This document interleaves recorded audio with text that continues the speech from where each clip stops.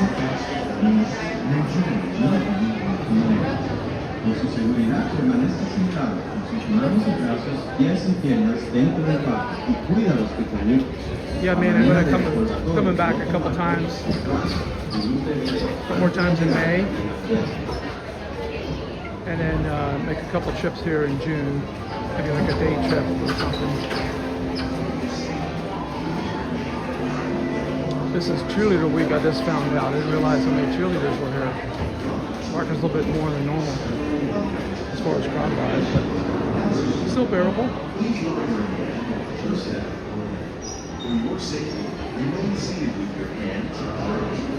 Watch your step.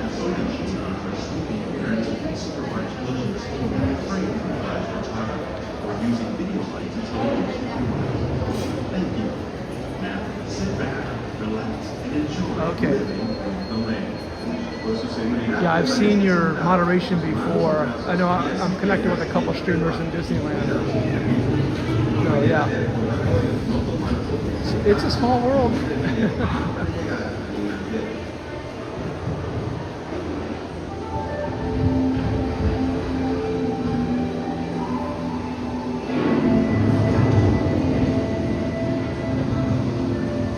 Welcome to a voyage of discovery and beliefs, illusions, the diversity of prophets rising nature, living with the land. Our training circumstances are sleeping with the land. The approaching storm may seem violent and destructive to us. Its future is being cycle.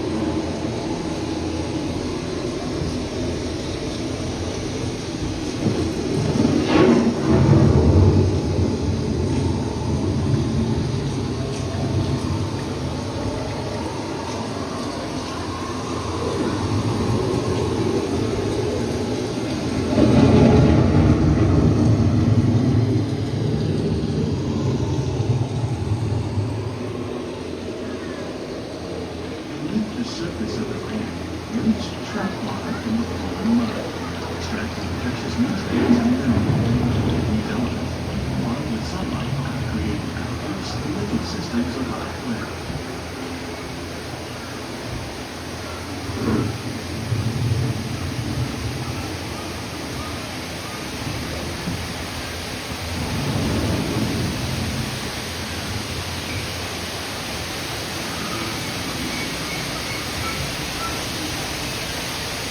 One of those living systems is the rainforest, home to the most amazing concentration of life on our planet.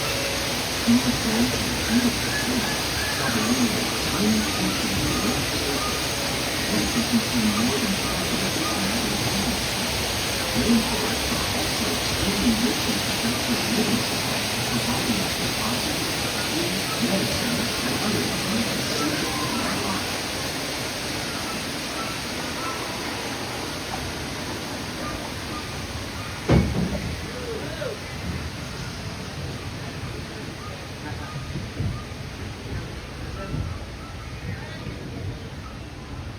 In the desert, nature has created a very different, but no less beautiful living system.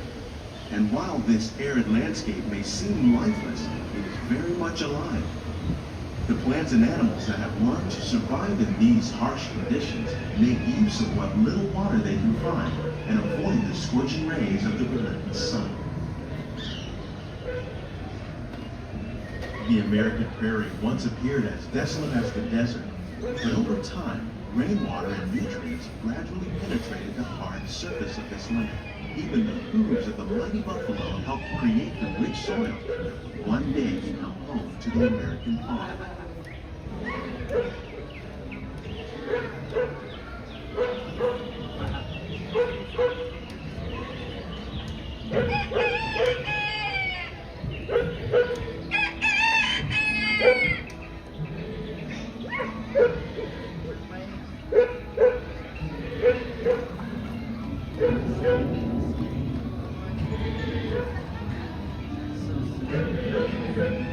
Of all the forces at work on the land, humans have had one of the most profound effects. The need to produce food for a growing world led to the enormous use and sometimes overuse of the land. In our search for more efficient ways to grow food, we often fail to realize the impact of our methods.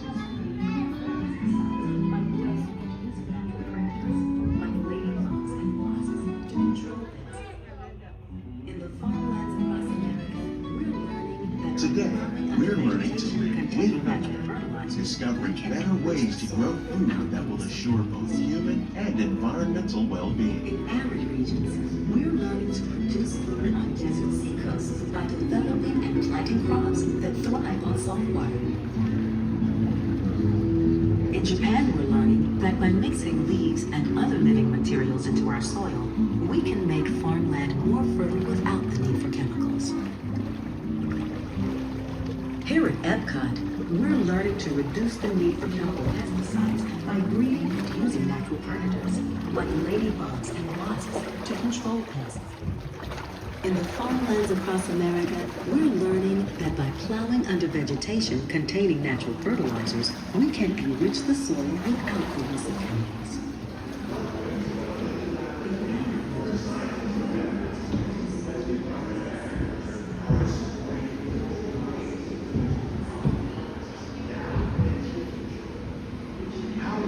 Tomorrow's growing needs for food production, yet still respect the needs of the land.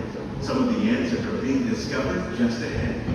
To help us maintain these carefully controlled ecosystems, and for your safety, please remain seated in your boat at all times.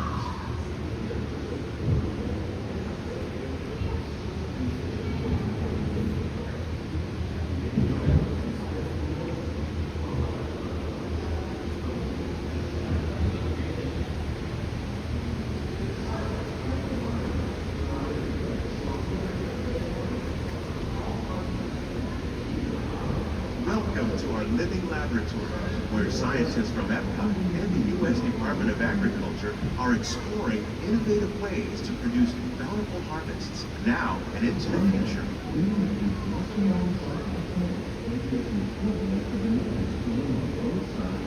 The tropics are home to the greatest diversity of plants on the planet.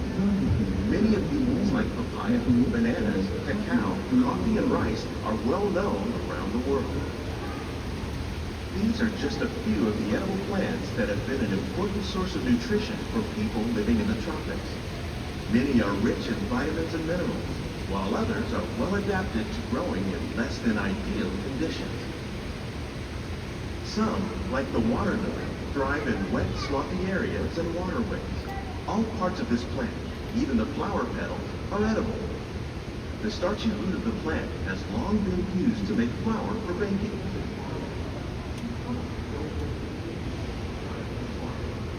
One day, many of these lesser-known tropical plants may be as important as the bananas growing on both sides of the boat.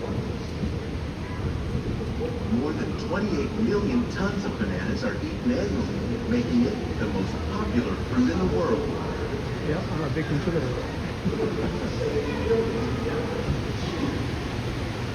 Our small fish produces nearly 5,000 tons of fish each year to serve the restaurants.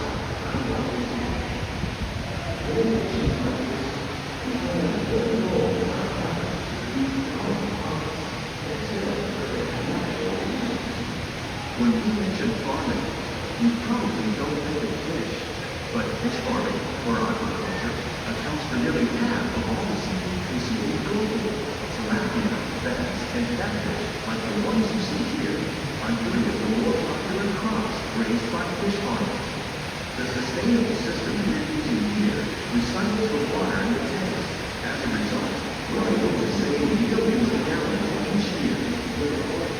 Our small fish farm produces nearly 5,000 pounds of fish each year to serve in restaurants around Walt Disney World.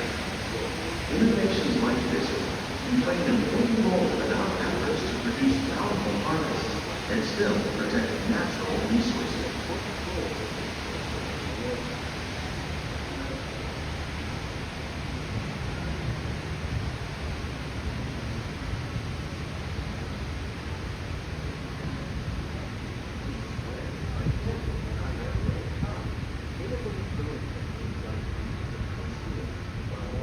While there are more than 50 50,000 edible plant species in the world, most of us are only familiar with the handful that make up our everyday diet. The common grains growing here, wheat, maize, sorghum, and millet, plus rice, account for nearly 2/3 of our global food consumption. Learning how to increase yields of these staples is an important goal of research around the world.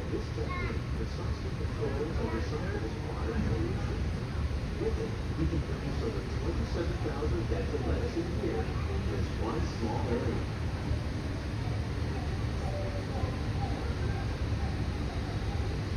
These plants are definitely on their way up. Innovative growing techniques like these increase yields while more efficiently using resources like water, fertilizer, and pesticides.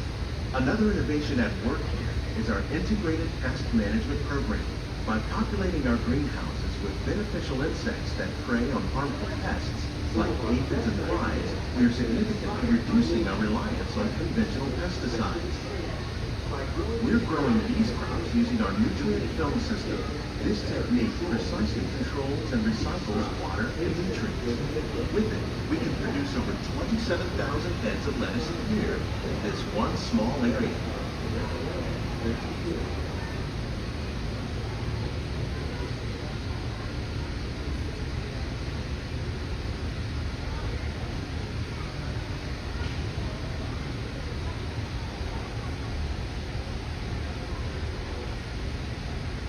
Some of our best ideas have been inspired by nature, like these fruit and vegetable trees. By growing these ground plants vertically, we can increase yields and better control diseases. These crops taste as good as they look. In fact, we serve more than 15 tons of produce from our greenhouses in restaurants here at the land every year. That saves water and increases production. The aquaponics system on your left combines hydroponics with aquaculture. The fish provide a natural source of fertilizer for the plants, and the plants help keep the water clean for the fish. It's another great way to produce more while using less. In our lab, EPCOT scientists are working with the U.S. Department of Agriculture on a number of innovative projects. The future of agriculture may include innovative ideas like this vertical growing system. Plants grown in this way use a fraction of the space required by traditional growing methods. That saves water and increases production. The aquaponics system on your left combines hydroponics with aquaculture. The fish provide a natural source of fertilizer for the plants, and the plants help keep the water clean for the fish. It's another great way to produce more while using less. In our lab, EPCOT scientists are working with the U.S. Department of Agriculture on a number of innovative projects. The goal of these efforts is to produce higher yielding and better quality plants. Just a fraction of the work being done worldwide to produce bountiful harvests for our growing population. Scientists, farmers, and even backyard gardeners are doing their part to improve the quantity and quality of foods that we all rely upon. Together, we can continue to find more ways to increase food production and protect our precious natural environment. Only then will we truly be living with the land.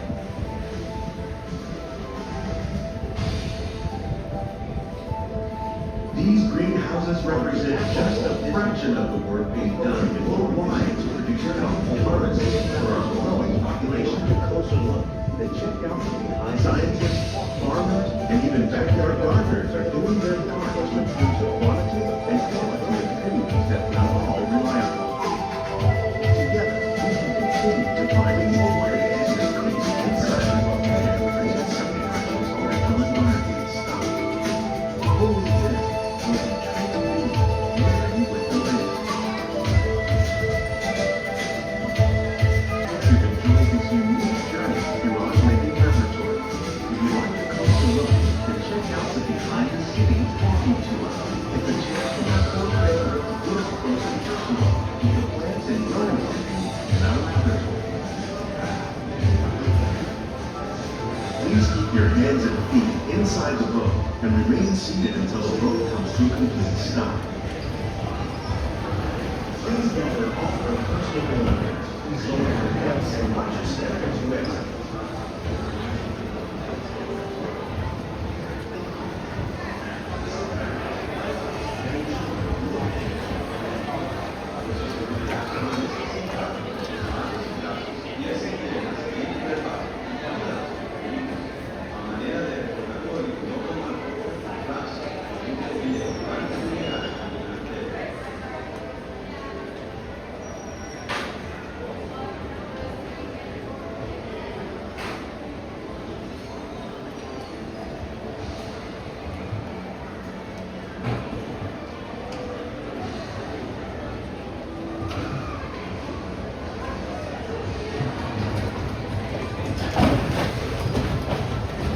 For your safety, please remain behind the yellow line until the boat comes to a complete stop.